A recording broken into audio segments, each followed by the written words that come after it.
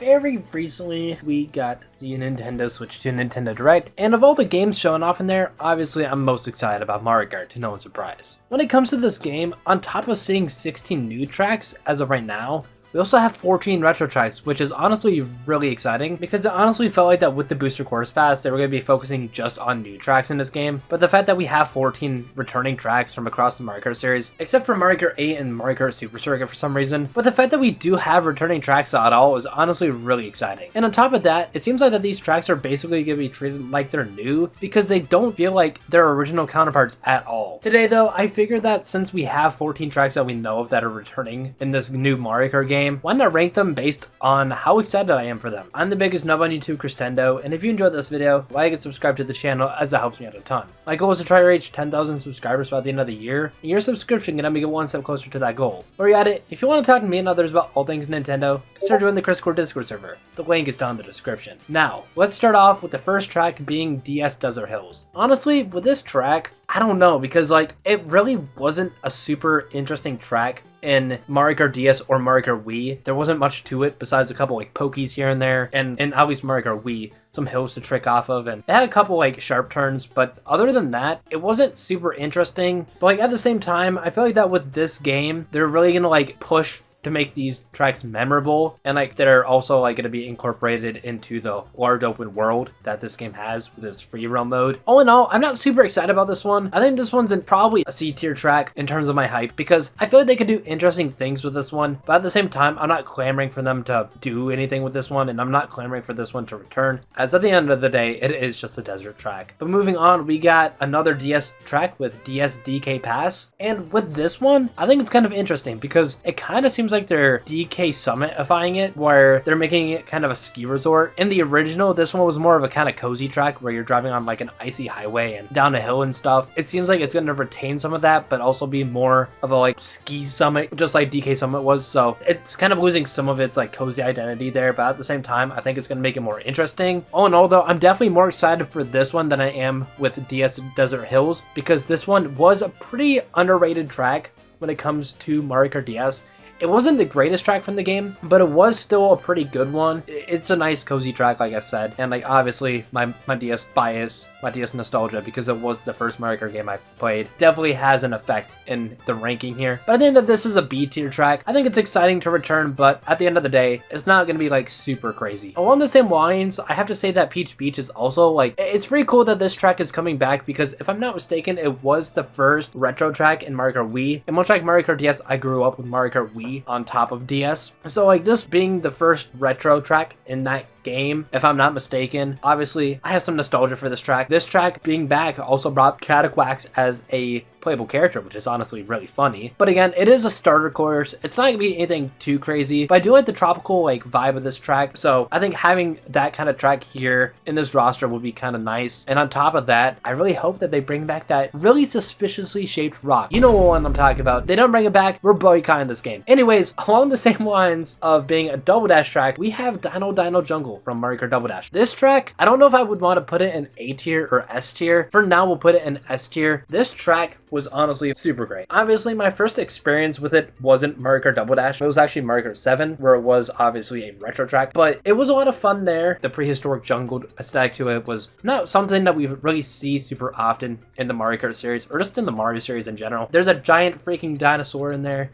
He's a pretty cool guy. And just all around, it's a nice challenging track. Obviously, it's been nerfed a couple times since its returns, where like the bridge isn't as narrow and the geysers don't spin you out. But I'm excited to see what they do with this one, and it's definitely one of the tracks that, spoiler alert, I'm going to be looking forward to most when it comes to this game. I don't know what it is, but I feel like that Dino Dino Jungle has potential to be a really good remake. On the other hand though, we have Mario Circuit. Which one, you're asking? Almost all. Because when it comes to the Super Mario Kart tracks, I should have specified, yes, this is SNES Mario Circuit. They use almost all the variants, or I guess in the other one's case, they use all the variants of those tracks. Where in the case of Mario Circuit, we got Mario Circuit 1, Mario Circuit 2, and Mario Circuit 3. Again, Nintendo, why are we bringing back Mario Circuit 3 for like the 5th time in the series? series, this track has been brought back way too many times. But the fact that they're bringing all these together and kind of making it like one big track, I guess you could say, where like each lap takes you on a different Mario Circuit variant, is kind of cool. And it also like makes it so that each lap gets more difficult, because obviously Mario Circuit 1 is the easiest, Mario Circuit 2 takes it up a step, and then Mario Circuit 3 is objectively the hardest one. And having like kind of a level of progression and difficulty is pretty cool, but at the end of the day, it is just the Mario Circuit tracks. I'm gonna put it in C tier. It's not super crazy. I don't think they're gonna make it super crazy. I'm just honestly super sick of seeing Mario Circuit 3. It's like the most remade Mario Kart track at this point. Anyways, moving on to probably the track I am least excited for, Sky High Sundae. Why are they bringing this one back? When it comes to tour tracks, like this is the only one that we know of that is coming back in Mario Kart World. Piranha Plant Pipeline was their Nintendo. That didn't come back in the Booster Course Pass. That was the only Mario Kart Tour track that wasn't in the Booster Course Pass. And we all thought it was going to be in this game, but no, it's nowhere to be seen. And like, it's like, sure, okay, maybe the like pipeline aesthetic or whatever doesn't work with this game, but I feel like that they can make it work. And like at the same time, it's like, if you're bringing back a Mario Kart Tour track that was in the Booster Course Pass, why did you gotta choose the most boring one? It's a glorified oval. Yeah, sure, there's a couple split paths, but take Excitebike Arena, give it diabetes, and you have Sky High Sundae. This track, we've seen gameplay for it. It looks just as boring as it did in the Booster Course Pass, so I'm not excited for that one. So because of that, honestly, I don't know. I'm not feeling like F tier, but I think D tier is a good place for Sky High Sundae. On the other hand, though, N64 Chocolate Mountain. Like I've said, I have nostalgia from Mario Kart DS. This was a retro track in Mario Kart DS, and it was one of the better ones actually. It wasn't like too crazy. It was pretty simple. It was like pretty much the same as the original, but like it's a good track though. I think it's like one of the best N64 tracks. Even though it returned in the Booster Course Pass and we saw it just a couple years ago in that, I'm honestly still excited to see this one return. Even though we have seen it more recently, it's still nice that it's getting some more time in the spotlight, and because of that, I'm going to put it here up in the A tier. Now this one might come to a shock, but Wario Stadium from Mario Kart 64 is also another one I'm looking forward to. Hear me out. The original one sucks. That one is way too long. It has a lot of long stretches where you're not doing really anything. Obviously there's no tricking in Mario Kart 64, so you weren't really doing anything on those big bumps. You were just kind of bouncing around and it just wasn't really fun. But with this version, I guess they kind of Sky Gardenified it with the Booster Course Pass and Mario Kart Tour. But honestly, I think it kind of works for this version because this one is just a really long track. I don't think they needed to simplify it as much as they did. They removed a lot of the turns and stuff in there to make it shorter and make it more simple. Obviously, that is a bit of a downgrade, but like I also think it's a bit of an upgrade because it's not as long, and I'm hoping that because of that they can make it a more interesting track. I'm just really sad that Wario's face isn't plastered across this track as like it was in the original. That's a downgrade in my eyes, but hey, I'm excited to see this one return. And after this one comes back in Mario Kart World when it releases in June, every single Mario Kart 64 track would have been remade at least once in Mario Kart, and honestly that's a really cool thing to see. Okay, let's just get this one out of the way. Toad's Factory is easily an S tier. I'm excited for this one. Everyone's excited for this one. They knew that people would be excited for this one because they put the music for this one in the trailer. Like they knew that when people heard it, they'd be like, oh my god, it's Toad's Factory, it's returning. And yes, I'm so happy that this one is finally coming back. It's a great track. It should have been in the Booster Course Pass, but it wasn't because it wasn't in Mario Kart Tour. And the fact that it's finally coming back, hopefully in all of its glory, like they don't need to change anything about this track. They could just keep it the same as it was in Mario Kart Wii and it would be perfect. Is honestly just like, yes, we're finally getting one of the like best Mario Kart Wii tracks that has been just kind of forgotten by Nintendo, if you would, for the longest time in a Mario Kart game as a retro track. And just seeing this one finally return, I'm excited for it. Like, words can't describe how excited I am to see this one again. Probably going to be one of the best tracks in the game, hopefully. Anyways, next up, we got Wario Shipyard. And just like Wario Stadium, I'm excited for this one. They have to change this one a good amount because in this game, it doesn't seem like you'll be driving in water. Instead, you'll be driving on top of water as your car will kind of turn into a boat. Obviously, because of that, they couldn't keep it the same as it was, so they kind of had to like completely revamp this one. And I'm honestly like super curious and super excited to see how this one turns out. When it comes to the gameplay, I haven't really been like paying too much attention to like the tracks and stuff because I kind of want to be like surprised by them. I should have mentioned this at the beginning, but this is kind of all just going off of like how much I like the tracks and how much potential I think that they have. But with Wario Shipyard, I think that with the track basically being reimagined to be in a above water setting, whereas the original was an underwater setting, I think that this one will definitely be really interesting. And like I said, it's a great Mario Kart 7 track. It's a great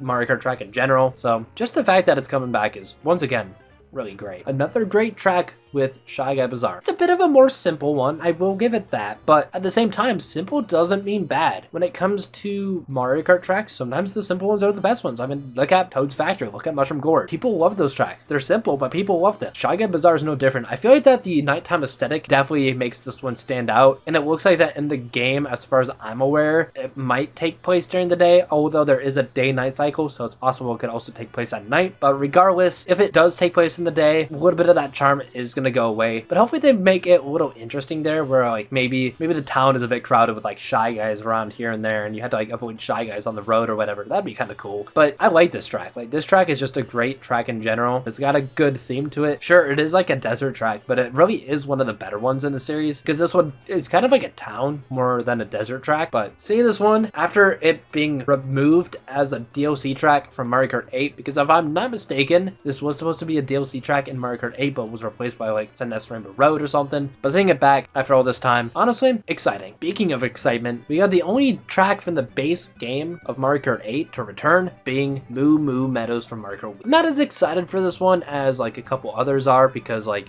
we did just get it in Mario Kart 8 and Mario Kart 8 Deluxe, so we've been playing this track for 10 years at this point, jeez. So I'm not as excited for it, but it did bring us the cow as a playable character, which is really funny. It's a good track in general, simple but fun and still good. So seeing it back and seeing it in the spotlight still, even though it has had the spotlight for a while, it's honestly great. Like, this one, I'm pretty excited for it. Our second to last track that we'll be talking about is DS Airship Fortress, and just like Toad's Factory, this one is an S tier. I'm so excited to see Airship Fortress again. It really should have been in the Booster Course Pass, but it wasn't. It was replaced by DS Mario Circuit. Like, why? Maybe they wanted to save it for this game, and they wanted to just get Mario Circuit out of there. Like, they were like, yeah, no, we don't want to make this a retro track in any game, so we'll throw it in the Booster Course Pass, and we'll save this one for an actual retro course in an actual Mario Kart game, and not just DLC that looks kind of plasticky. And I feel like that they didn't hold back with this one, because the purple sky is back, which is really nice. The rocky wrenches are back, and they come back as playable characters as well, which, just like the cow, is really funny. And it seems like this is all intact, and that like everything from the original is here. So because of that, like, this track was already great enough. I didn't need anything changed about it. They could keep it just the same as it was, just like I want Toad's Factory to be. And they keep it how it was. Honestly, this could go down as one of the best tracks. And the last retro track that we know of in Mario Kart World is SNES Koopa Troopa Beach. Just like Mario Circuit, this one is also one of those tracks that every lap it changes to a different variant, but instead of the 3 variants, there's only 2, because there's only 2 variants in Super Mario Kart. And I'm not really looking forward to this one, because the Koopa Troopa Beach stages in Super Mario Kart aren't really interesting to me. They're kind of just circles that, at least in the second variant, has a little bit of water to make it a little bit more difficult, but at the same time, I'm not expecting like something super crazy from them. So because of that, I'm not really excited for these, but I think that Koopa Troopa Beach could definitely be one of the ones that blow us away the most, because it is a Super Mario Kart track. We're not really expecting much from it, because when it comes to Super Mario Kart tracks, at least outside of SNES Bowser's Castle 3 and the Booster Course Pass, the remakes are always just like pretty faithful, so they could completely blow us away. But as of right now, I'm not really expecting much from this, and because of that, I put it under Mario Circuit, just because I feel like it's less interesting, because like I said, those tracks are kind of just like a glorified circle, and the Mario Circuit tracks, while yes being Mario Circuit, are at least a little bit more interesting in their track design. But hey, like I said, if there's any track that could blow us away the most, it probably would be Koopa Troopa Beach. But that's my ranking of all the tracks, all the retro tracks in Mario Kart World. If you agree or disagree with any of my picks, that is completely fine. And if there is a track that I am not excited for and that you are excited for, please let me know, because I do want to see some more differing perspectives of this, because I think it'd be interesting to see if like anyone's actually excited for Sky High Sundae. That's all I really have for this one though, but if you want to see another video by me, there's a video on screen now where I go over all the information we know about Nintendo Switch 2 Edition games, and I think you'll enjoy that one. With that being said, I'm the biggest nub on YouTube, Chris Nintendo, signing off. And as always, goodbye, Nub Nation.